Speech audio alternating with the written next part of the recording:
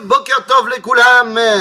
Nous revenons dans notre étude du mardi. Alors là aussi, après 2 semaines d'arrêt pour des raisons techniques, eh bien, nous reprenons, ça y est, enfin, notre étude du mardi matin sur les Pirkei Avot. Et nous sommes donc dans le chapitre 3. Chapitre 3, Mishnah 7. Mishnah Zain. Bene, Rabbi Elazar Ish Bartota Omer. תן לו משלו, שאתה ושלך שלו. Oh. Nous dit ici la Mishnah, Rabbi Elazar nous dit, תן לו. Rends à Kadosh Baruch Hu, parce que c'est à lui. Et toi, et tout ce qui t'appartient, en fait, c'est à lui. Mais qu'est-ce que ça veut dire? Qu'est-ce que c'est que cette histoire que tout appartient à Akadosh Baruch Hu? Eh bien, c'est une grande question générale de Emouna.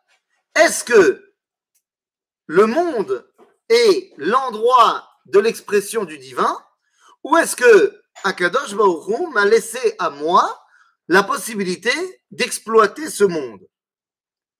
Eh bien, c'est une grande question. Finalement, d'un côté, on sait que Akadosh Baruch Hu, c'est lui qui a créé le monde, et donc on sait qu'il est Koné Akol. On dit ça dans la Tfila 3 fois par jour. Vekoné Akol. Et donc, ça veut dire que tout est son kinyan, tout est à lui. D'un autre côté, eh bien, il y a Ilchot Ba'alut, il y a les lois sur la propriété, et ce qui est à moi, eh bien, est à moi. Donc, qu'est-ce que ça veut dire? C'est à moi ou c'est à lui? En fait, cette question, on peut la résumer dans cette marloquette entre 2 versets. D'un côté, on va nous dire La Hashem Haaretz Umeloa, Tevel Veyoshveva, ce qui veut dire que toute la terre appartient à Dieu ainsi que ses habitants. Ou alors, lorsqu'on va nous dire Hashamaim Shamaim la Hashem ve'haaretz Natan livnei Adam, que le cieux appartiennent à Dieu, mais la terre a été donnée aux hommes.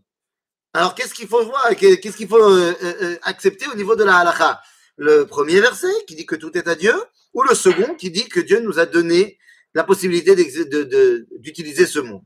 Eh bien, nous dit là le Talmud que pour comprendre la séparation entre ces 2 versets, eh bien, pour ce qui est du fait d'utiliser pour moi-même les choses de ce monde, eh bien, ce sera avant la bracha et après la bracha. Et oui, quand on y réfléchit bien, quand je vais manger une pomme que j'ai trouvée sur un pommier, eh bien, en vérité, cette pomme, est-ce qu'elle m'appartient ou est-ce qu'elle appartient à Dieu? C'est une bonne question. Qui a fait pousser le pommier? Qui a amené la pluie quand il fallait? Tout ça, c'est Akadosh Baruch Hu. Et donc, nos sages vont nous dire, eh bien, avant la beracha, la pomme appartient à Dieu. Et donc, elle fait partie du concept qui s'appelle la Hashem Haaretz Umeloa Tevel Veyoshveva. En d'autres termes, la pomme, elle est Kodesh. Ainsi, je n'ai pas le droit d'utiliser quelque chose qui est Kodesh. Ça s'appellerait Me'ila Bakodashim. Ça s'appellerait voler Dieu. Lorsque je fais la bracha, j'ai demandé la permission à Dieu. Dieu me donne cette permission. Et à ce moment-là, après la bracha, la pomme devient chol. C'est-à-dire, elle devient utilisable par moi-même. Et elle rentre dans la considération du 2e verset. Hashamaim, Shamaim la Hashem, mais Haaretz Natan livnei Adam nous a donné la possibilité d'utiliser ce qui se passe dans ce monde. En d'autres termes, quand la Mishnah vient nous dire Tenlo, Michelo, rends-lui ce qui lui appartient à partir de ce qui est à toi. Mais qu'est-ce que cela veut dire? Eh bien, la Chalemaaseh, cette Mishnah nous explique eh bien, que lorsque tu vas faire quelque chose l'idvar mitzvah, que ce soit tzedaka ou alors acheter des choses pour la mitzvah, eh bien, altit kamtsen, ne sois pas avare pour ce qui est d'acheter des choses qui vont servir à faire la volonté d'Akadosh Baruch Hu. Parce que finalement, c'était à lui. Il te l'a donné pour que tu puisses utiliser ce monde, pour que tu puisses le dévoiler. Donc, tenlo michelo, ki ata veshelcha shelo. Et ça va encore plus loin si on y réfléchit bien. Ce concept-là de dire que tout appartient à Dieu, il faut lui rendre, eh bien, peut trouver son paroxysme dans le concept de rendre ce qui est le plus cher, de le rendre à Dieu. C'est-à-dire, Dieu m'a donné quelque chose d'extraordinaire, il m'a donné la vie. Donc, eh bien, la moindre des choses, c'est de lui rendre ce qu'il m'a donné. Et donc, il faudrait peut-être lui rendre la vie. Oh oh, est-ce qu'on prônerait ici le suicide? Ou alors, il m'a donné ce qui est le plus cher à mes yeux, ce n'est pas ma vie, mais c'est bel et bien la vie de mon premier fils. Alors peut-être qu'il s'agirait ici de faire des sacrifices humains et de sacrifier son premier-né. Je ne parle pas dans le vent, vous savez comme moi que dans les traditions de l'époque, et je parle de l'époque de la Torah, eh bien toutes les cultures environnantes étaient arrivées à la compréhension qu'il fallait non seulement faire le sacrifice humain, mais le Bechor. Et je vais vous dire mieux que ça, c'est une idéologie qui était même entendue et plus ou moins acceptée chez le peuple d'Israël. Eh oui, eh oui, en Égypte, Am Israël avait sacrifié ses Bechorot. Quand on regarde dans la Torah, dans le décompte des Béné Israël, dans le livre de Bamidbar, eh bien, il y a un problème, il n'y a pas assez de Bechorot par rapport au nombre du peuple juif. Ou alors, ça veut dire que chaque famille avait 17 enfants, ce qui est un petit peu compliqué. Et là, que malheureusement, quand on est sorti d'Égypte, on avait traîné avec nous toutes les perversions de l'Égypte, et donc il a fort à penser qu'on était aussi tombé dans ces déboires de sacrifices humains.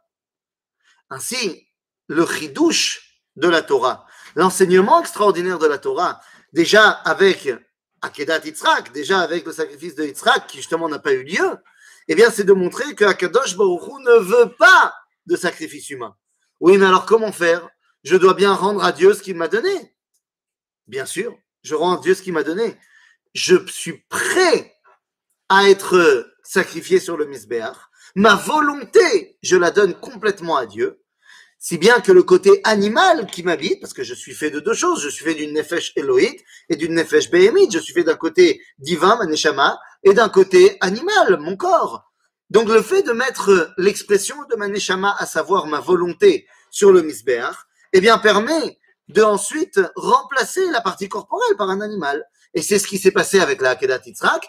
Il y a marqué là-bas que Abraham a sacrifié le bélier Tachat Beno.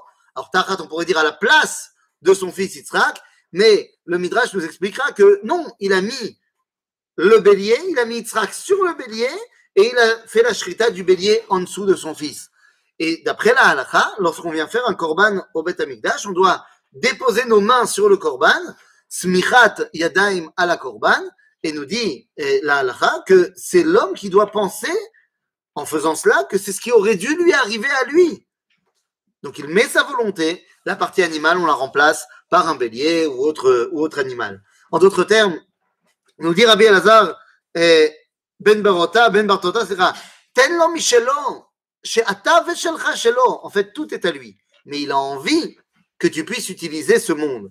Donc, Tarzirlo, mais uniquement de la manière où ça va permettre de le dévoiler. Vechen Bedavid ou Omer, Ki memecha akol umiadecha natanu lach. Donc ça, c'est le verset qui nous enseigne que David, lui, était arrivé à cette compréhension-là.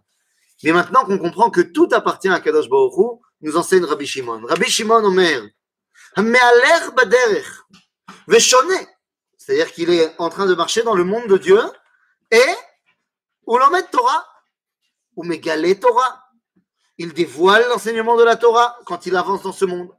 Ou mafsik mi mishnato, ve'omer, manae ilan ze, ומה ניר זה? מעלה עליו הכתוב כאילו מתחייב בנפשו. Ouah. Mais qu'est-ce que c'est que cette histoire? Je veux dire, Rabbi Shimon, si quelqu'un est en train de marcher dans la rue, il est en train d'étudier et il s'arrête pour s'émerveiller devant la création de Dieu, alors à ce moment-là, c'est comme s'il était passible de mort. Mais pourquoi ça? Pourquoi ça? C'est très bien de dire waouh, quel bel arbre, quelle belle maison, quelle belle voiture, l'homme échané. Alors moi je vous explique. Cette Mishnah,